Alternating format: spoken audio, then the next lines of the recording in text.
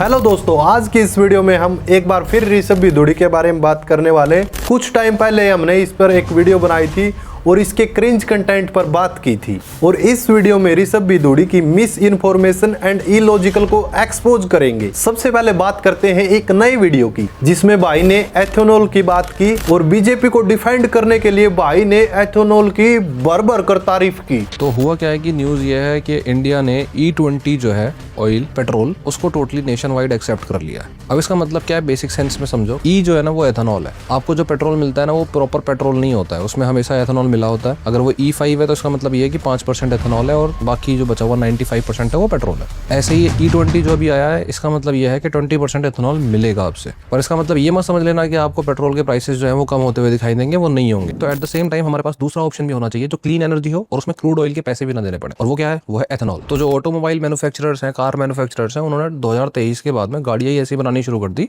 कि भाई वो E20 को अच्छी खासी उसके साथ कंपैटिबल होनी चाहिए। स्टार्टिंग में जब गवर्नमेंट ने एथेनॉल यूज के बारे में बताया था उस टाइम अलग तरीके से बताया था, लेकिन बाद में गवर्नमेंट ने कुछ और ही बोला। मंत्री जी, आपने बायो एथेनॉल का जिक्र किया और पेट्रोल डीजल की गाड़ियों के दाम कम होंगे ये भी जिक्र किया, पर आपने देखा होगा पिछले कुछ दिनों से माइलेज कम हो रही है E20 के कारण, एथेनॉल के कारण। इस पे बड़ी एक चर्चा हो रही है सोशल मीडिया। कोई चर्चा नहीं है, पूरी चर्चा यानी अब बोलना नहीं चाहिए, ये पॉलिटिकली या ये पेट्रोलियम लॉबी वाले इसको मैनिपुलेट करते होंगे। इसको लागू करने से पहले बहुत सारी चुनौतियां हैं, लेकिन ऋषभ ने इन चुनौतियों के बारे में बताना जरूरी नहीं समझा, क्योंकि ऋषभ ऐसा करता तो बीजेपी की बदनामी होती। जैसे कि एक चुनौती जो कि सबसे महत्वपूर्ण है, कई लोगों ने ई फ्यूल के कारण अपनी गाड़ी में होने वाली खराबी का जिक्र किया। मतलब मैं 10 लाख की गाड़ी लूं, 3 लाख आपको टैक्स दूं, आपका फायदा। आपने पेट्रोल की माइलेज कम कर दी, पेट्रोल में ज्यादा भरा हूं, इसमें आपका फायदा। आपने E20 आने के बाद भी फ्यूल के प्राइसेस कम नहीं किए, किसका फायदा? आपका फायदा। और मुझे क्या मिल रहा है? ऐसी खराब रोड है, मेरे गाड़ी को स्लो पॉइजन दे के आप मारे जा रहे हो, और ज्यादा बोलूं तो आप ये वीडियो डाउन करा दोगे। फ्रॉड चल रहा। तो क्वेश्चन ये है, जिन लोगों की गाड़ी में E20 फ्यूल के कारण खराबी हुई उसके लिए जिम्मेदार कौन है? क्या गवर्नमेंट ने कोई ऐसी पॉलिसी बनाई है जिससे कि E20 फ्यूल के कारण जो गाड़ियों में खराबी आई है उसको इंश्योरेंस में ही कवर करे, या फिर गवर्नमेंट ने कोई इक्विपमेंट या फिर कोई टेक्नोलॉजी मुहैया करवाई है जिसके कारण गाड़ी पर कोई इम्पैक्ट ना पड़े? आम पब्लिक अपनी एक पाई जोड़कर बाइक या गाड़ी खरीदती है और गवर्नमेंट की एक पॉलिसी के कारण गाड़ी खराब हो जाए, ये बिल्कुल सही नहीं है। वैसे तो ये भाई साहब हर छोटी छोटी बात पर ट्रेंडिंग टॉपिक पर वीडियोज बनाता है, लेकिन जब बात हो स्टूडेंट्स की, बात हो देश की, तब भाई साहब मौन व्रत रख लेता है। फॉर एग्जाम्पल, SSC स्कैम पर भाई साहब के चैनल पर अभी तक की डेट में कोई भी वीडियोज अपलोड नहीं है। यहाँ तक कि कई लोगों का तो कहना है कि ऋषभ बिधूड़ी ने SSC स्कैम को लेकर वीडियो जरूर अपलोड की थी और उस वीडियो में गवर्नमेंट की साइड ली थी, लेकिन जब लोगों ने क्रिटिसाइज किया, लोगों ने गाली दी, तब वो वीडियो डिलीट कर दी। ऐसा ही एक टॉपिक, वोट चोरी, जो कि लोकतंत्र के लिए सबसे जरूरी था। अपोजिशन ने इलेक्शन कमीशन और बीजेपी पर वोट चोरी के आरोप लगाए। ये एक सीरियस इशू था डेमोक्रेसी के लिए, क्योंकि अगर ये आरामखोर इस टॉपिक पर वीडियो बना देता तो बीजेपी को बचाना मुश्किल हो जाता। इसलिए इसने सोचा इससे अच्छा तो वीडियो ही ना बनाए, साइलेंट। लेकिन इस भाई ने इस टॉपिक से बचने के लिए एक तरीका निकाला और पता नहीं कहां से ये बात जोड़कर लाया कि अभी हमें इस टॉपिक पर बात नहीं करनी, क्योंकि अमेरिका के द्वारा भारत पर और भारत सरकार पर दबाव बनाया जा रहा है और ऐसे में हमें इस टॉपिक पर अभी बात नहीं करनी चाहिए। इंडियन गवर्नमेंट पे बहुत गंदे वाला प्रेशर जो है वो USA की तरफ से आ रहा है, ये सबको पता है, ठीक है। और ये प्रेशर जो है ना वो इंडियन गवर्नमेंट पे नहीं है, वो इंडिया पे है। जब मैं आगे आपको समझाऊंगा तो आपको समझ में आएगा। इंडिया पे है तो फिर इंडिया को यूनाइटेड खड़ा होना चाहिए। उसके बाद वो बहरीन गए और बहरीन में जाकर उन्होंने किससे बातचीत करी, क्या हुआ, फिर इंडिया में आए तो सीधे वोट चोरी की बात शुरू हो गई। राहुल गांधी वाला जो सेगमेंट है उस पर मैं कुछ नहीं बोलता, क्योंकि भाई देखो इतना हार्डकोर एलिगेशन लगाने से पहले हमें सोचना पड़ेगा। एट द सेम टाइम जो ये वोट चोरी वाली सीन है इस पे भी डिस्कशन होना चाहिए, लेकिन अभी नहीं। वाह, इसी को कहते हैं दलाल। भाई साहब वोट चोरी हुई है, डेमोक्रेसी खतरे में है, लेकिन ये भाई साहब कह रहा है कि अभी इस टॉपिक पर बात नहीं करनी है, बल्कि हमें अमेरिका द्वारा इंडिया और इंडियन गवर्नमेंट पर प्रेशर डाला जा रहा है, उस टॉपिक पर बात करनी चाहिए। मतलब कि टॉपिक हाइड करने का अलग ही तरीका। अरे गधे, लोग तो बेवकूफ हैं। मतलब कि तेरे पास 5 मिनट का भी टाइम नहीं है कि वोट चोरी जैसे इशू पर बात करने के लिए। सच बात तो ये है, तुझे और तेरे जैसे लोगों को देश से मतलब नहीं।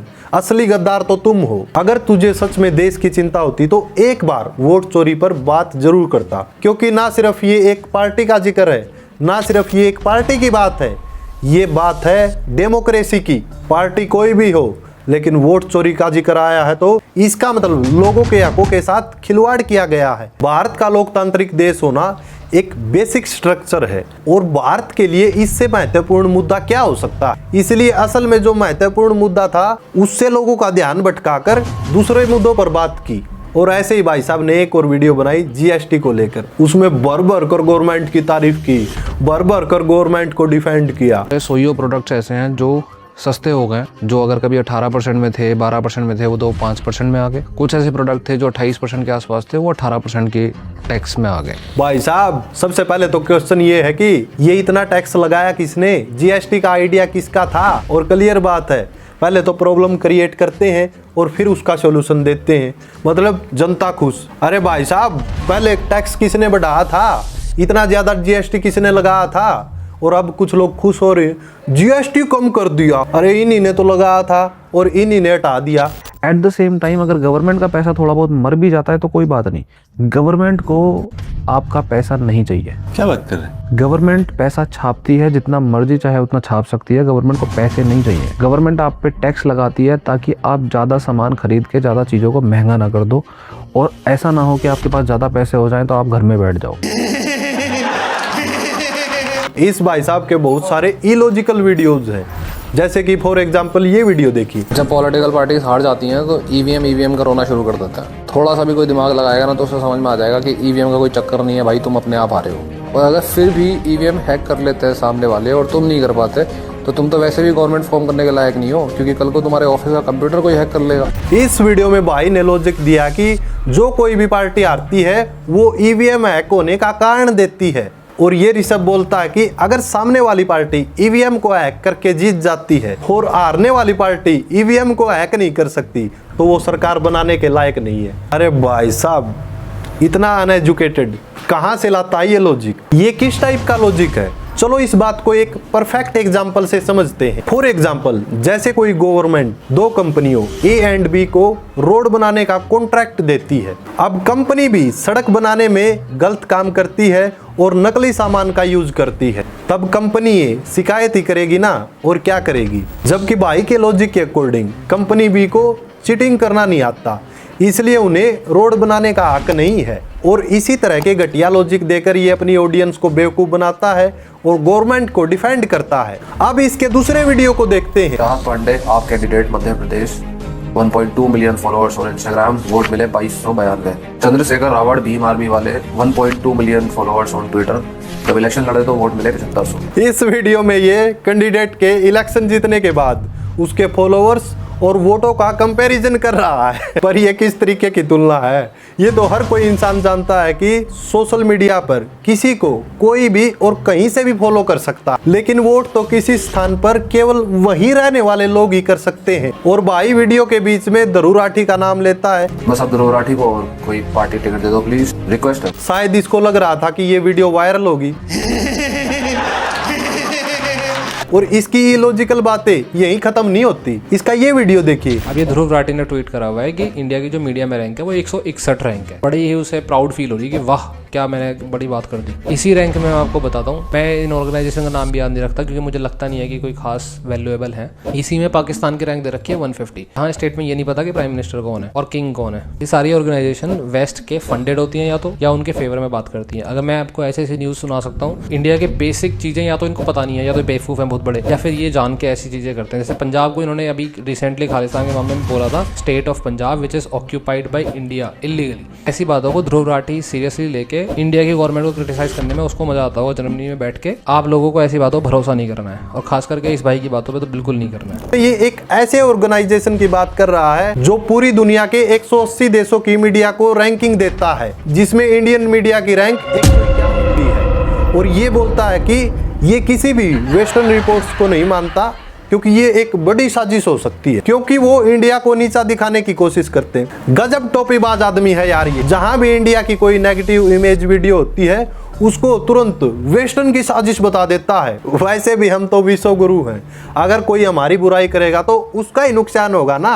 लेकिन इस चाटुकार को तो बीजेपी को बचाना है ना। और क्यों ये बताना जरूरी समझेगा कि 2014 में इंडियन मीडिया की रैंक 140 थी और अब 151 से 155 के बीच रहती है। भाई का ये वीडियो जिसमें ये एक ऐसे बंदे को डिफेंड करता है जो कि महात्मा गांधी की हत्या को सही मानता है और गोडसे को महान बता रहा है। थोड़ा पढ़ो यार, जब देश आजादी का जश्न मना रहा था ना, वो आदमी नोआखली में भटक रहा था क्या? 2 लड़कियों को लेके आप हाँ क्या भटक रहे थे, 2 लड़कियों को लेके? क्या नाम थे उन लड़कियों के? वो फोटो डाल रखे उनने। तो यार जब देश आजादी का जश्न मना रहा था ना, वो आदमी नोआखली में भटक रहा था। गांधी जी एक्चुअल में इंडिपेंडेंस के टाइम नोआखली कभी गए ही नहीं। उस टाइम वो थे कैलकाटा में, जहां वो मुस्लिम क्राउड को बचा रहे थे हिंदू वायलेंस से, जो एक अच्छी चीज है अपने आप में। लेकिन जो बताया जा रहा है वो सच नहीं है। इनफैक्ट मोस्टली अगर बोला जाए ना तो वो एक्चुअल में मुस्लिम क्राउड को नहीं बचा रहे थे, मोस्टली वो कांग्रेस के इंटरेस्ट को बचा रहे थे। ये इस वीडियो में कहता है कि गांधी जी नोआखली नहीं गए थे, लेकिन जो बात सौरभ द्विवेदी ने कही थी वो भी सही है। गांधी जी नवंबर 1946 में नोआखली गए थे और ये इंसान ऐसे लोगों के पक्ष में बात कर रहा है जो कि व्हाट्सएप यूनिवर्सिटी के ज्ञान के भरोसे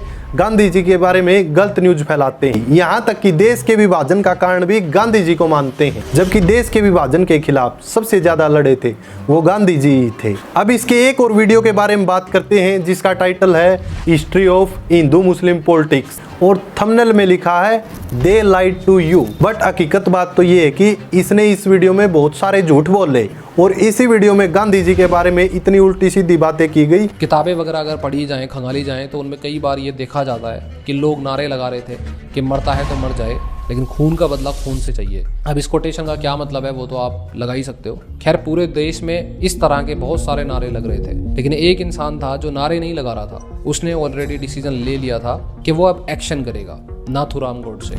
और लोग कमेंट सेक्शन में लिखते हैं नाथूराम गोडसे जिंदाबाद, नाथूराम गोडसे अमर रहे, ऐसे कमेंट करते हैं। मेरा सिंपल यही क्वेश्चन है कि आप ऐसे इंसान को महान बताते हो जिसने गांधी जी की हत्या की। गांधी जी वो हस्ती हैं जिनके ऊपर 1000 से ज्यादा बुक्स लिखी जा चुकी हैं, 100 से ज्यादा देशों में उनके स्टैचू है। अल्बर्ट आइंस्टीन और नेल्सन मंडेला जैसे लोग गांधी जी को अपना आइडल मानते थे। तो ये थी ऋषभ भिदुड़ी की इलॉजिकल बातें, जैसा कि वो हमेशा अपनी वीडियो में करता है और आंख बंद करके उसकी ऑडियंस उस पर ट्रस्ट करती है। किसी एक पार्टी की चाटुकारिता में ऋषभ भिदुड़ी यहाँ तक गिर गया कि देश के इश्यूज पर बात करना बंद कर दिया है। कुछ लोग कहेंगे तुम भी तो कांग्रेस को डिफेंड करते हो। अरे हमने कब डिफेंड किया? हमने देश के इश्यूज पर बात की। जब हम देश के इश्यूज पर बात करते हैं, बीजेपी को क्रिटिसाइज करते हैं, तब कुछ लोगों को मिर्ची क्यों लगती है? क्योंकि प्रेजेंट के टाइम में तो बीजेपी की गवर्नमेंट है और अगर देश के इश्यूज को लेकर बीजेपी पर सवाल नहीं उठेंगे तो किस पर उठेंगे? कल को दूसरी सरकार आई तो उस पर भी सवाल उठेंगे। हिंदू मुस्लिम करके लोगों को बेवकूफ मत बनाओ, देश के इश्यूज से ध्यान मत भटकाओ। वैसे नेक्स्ट वीडियो किस गोदी यूट्यूबर पर होनी चाहिए कमेंट सेक्शन में जरूर बताएं। कि अगर हम चुन करके आएंगे तो 100 दिन में महंगाई कम करेंगे। कहा था ना? डीजल का क्या हुआ?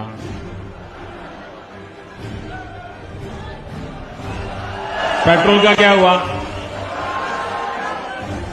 मित्रों, गैस हो, पेट्रोल हो, डीजल हो, हर प्रकार से महंगाई बढ़ रही है कि नहीं बढ़ रही है? मित्रों, मुझे परमात्मा ने जब बनाया